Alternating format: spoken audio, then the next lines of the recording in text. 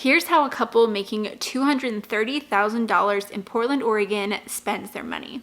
Hey guys, I'm Marissa and welcome back to my channel. I am so excited today to share another budget breakdown video with you guys. I know it's been a while since I've done one of these and it's definitely been very requested, so I wanted to keep sharing these videos. So these budgets have come from you guys, come from followers who have opted to share their budgets with me, and it's completely anonymous. I'm not sharing names or anything, but just sharing the numbers so that you guys can get a look as to how people are spending money, because I know it's very interesting. So before we get into it, I want to let you know I actually have a course called the Budget Breakdown course, which walks you through everything you need to know about budgeting. So if you are new to budgeting or you're overwhelmed or confused by it, you want to start, you want to figure out how you can work on your financial goals while enjoying life, this is the course for you.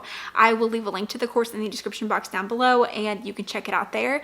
The course also includes the budget template that you will see in today's video. So let's give a little bit of backstory on this household. This is a couple living the dink life, dual income, no kids, and they don't plan to have kids for another 2 to 3 years. They live in Portland, Oregon, which was interesting to me because I live in Portland, Oregon, so I was really interested to see how their budget compares to mine. And they also make $230,000 annually, which is a pretty high salary, and they are both engineers. They have some financial goals like buying a new car, and they also just bought a new house, so they're working on furnishings for their home and other house projects. And they also have a goal to take vacations, which I like that goal. When I show you the budget, you will see their overall take-home pay for the month, which is everything after taxes and everything else that gets deducted. So the things that they have noted that also gets deducted would be 5% going to their 401k to get the employer match. They also have an HSA deduction, health insurance, life insurance, and an employee stock purchase plan. And then they have another $40,000 set aside in a brokerage investment account. So I will show you their budget and show you how they plan to spend their money every single month.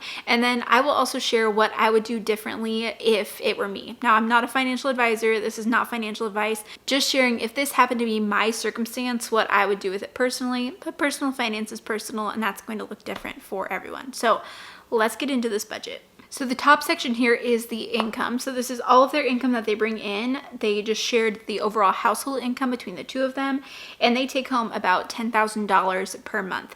Now, like I said, they make $230,000 gross. So this is going to be after taxes and insurance, 401k, all those deductions that we talked about.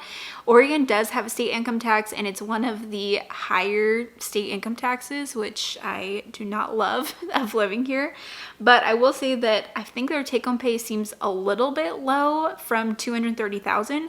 So I might take a look at that to see why that's even lower. But again, Oregon has really high state taxes, and they also do make a really great income. So I know that they are paying a lot in taxes. But $10,000, this is what they say, like hits their bank account every single month. So $10,000 is what they have to work with. We use a zero-based budget, which means all of our income equals all of our expenses, debt, and savings, all the money out. So this is where they are spending all of their money. First, we have expenses. They have their mortgage payment here at $2,215, which makes up 22% of their income. And I think that's a really great level to have as their mortgage payment, especially with their really high income.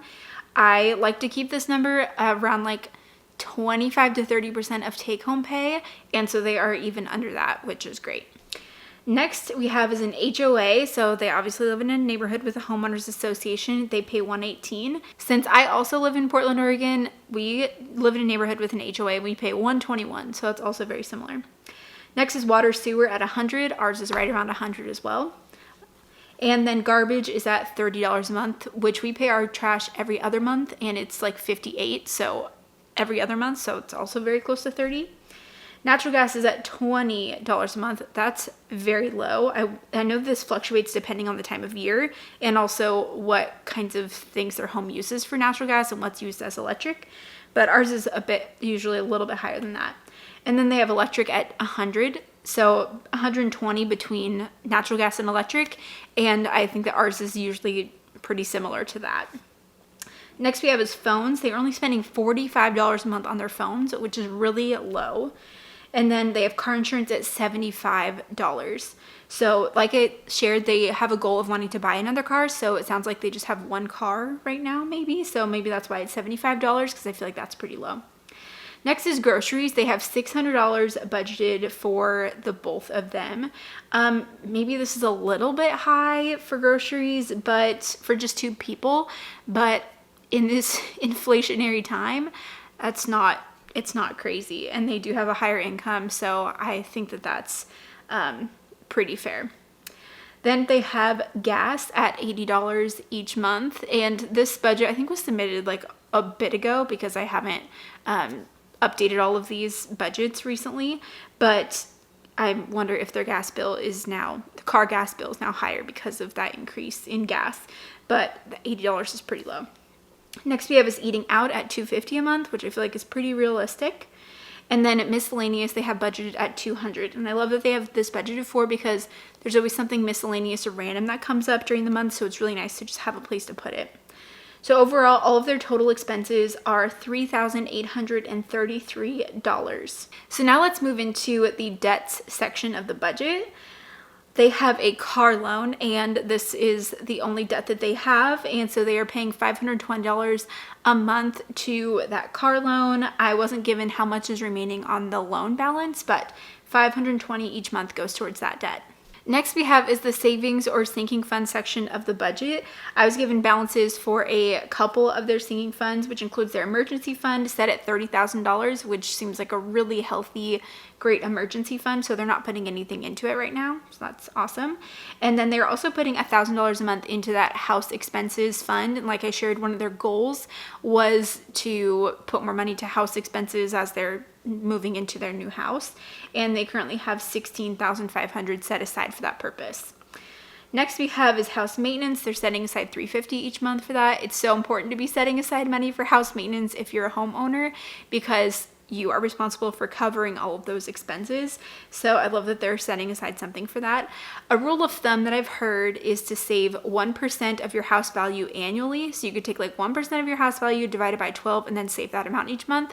The crazy thing is that this amount has definitely gone up over the last couple years. I know for us as homeowners and for most people. So we actually haven't increased our house maintenance line item by that much, but we are putting a good chunk of money to the house maintenance line item. And I think that this also varies depending on maybe the age of your home or things that you know if they're going to come up, need to be replaced or not. So it's always good to be setting aside something for house maintenance. Next we have is his personal. He gets $200 of personal spending money each month, and she also gets $200 of personal spending. They also are now putting $800 towards vacation, which is exciting. Like I shared, one of their goals was to fund vacation. So looks like they're able to put a really great amount there towards vacation and take some really great trips. So I hope that they're doing that. Then we have car service for $50. I'm not sure exactly what that is, but car service. Maybe this is like car maintenance kind of line item, because we do that in our budget as well. But that's probably what that is, car maintenance. Then they have $1,200 a month that is for money to send home to parents. So in their situation, they are sending money home to their parents of $1,200 each month, which is great that they're budgeting for that and able to help out their family in that way. And then they're putting $50 a month aside for medical expenses, which is also important. That's great. And gifts, they have at $250. That's a lot for gifts. Probably buying some people some really great gifts, but that's another great sinking fund to include. Then they have a miscellaneous reserve at $250. And I'm not sure exactly what this is, other than just like extra slush money to have around to have a purpose for, or maybe something that they anticipate will come up eventually, but they don't know what that'll be. It's just kind of nice to earmark money for that. And then they have $100 a month going into a donations fund, which is great. So their overall sinking funds, or their savings, is $4,450. So this template is now taking the total out, which is calculating the expenses, debt, and savings to be $8,803. So there is this one cell down here that's calculating the difference between the income and the money out, because that should be the same with this being a zero-based budget. So they actually have $1,197 left over that needs to be allocated in their budget. So again, not a financial advisor, not financial advice, but if it were me, here's what I would do with that almost $1,200.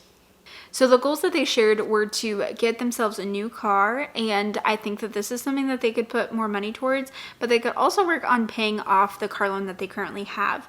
Again, I'm not sure what that interest rate is or what that balance is on the car loan, and to each their own with personal finance. I personally don't like to carry around a car loan, and we almost did. We were so close to getting a car loan when we bought our 2018 Toyota Highlander in the fall, and we spent $37,000 on this car, and we almost took out and we almost took out a loan for $8,000, even though we had the cash. But at the end of the day, we were like, for us personally, we just didn't want to buy something that we needed a car loan for because we felt like we didn't truly need it if we couldn't just pay cash for it. I'm totally not against having a car loan debt, and that debt is usually with a lower interest rate, as interest rates have been really low. But I just personally don't think that I could consider something a need if I couldn't pay for it outright in cash. And that's just my own personal belief. And again, not against that if someone has a car loan, but something that they could consider is paying down their car loan, or they could work on saving up for that next car. And if this were me, another thing that I would look into is possibly increasing my retirement contributions. They're putting 5% in to get their employer match, which is really great, but even increasing that could have the potential for more growth in the future. So if it were me, I'd look in to see if I could increase my retirement contribution by a percentage or two to be able to put more away towards retirement. So those are some options and some things that I would do if it were me and my budget. But I want to thank this couple so much for sharing their budget. In the comments below, why don't you leave them a really positive note, an encouraging note. They're killing it with their income, and they are being generous with their money and working on some great financial goals. So send them some love and encouragement in the comments. And also, if you want to share your budget and have it maybe be shared on my YouTube channel, I will have a link to that form in the description box below, and you can check it out there. Also, again, don't forget to check out my budget breakdown course if you want to learn more about budgeting and get started. That's a really great place to start. And with that, I will look forward to seeing you in that next video. Bye.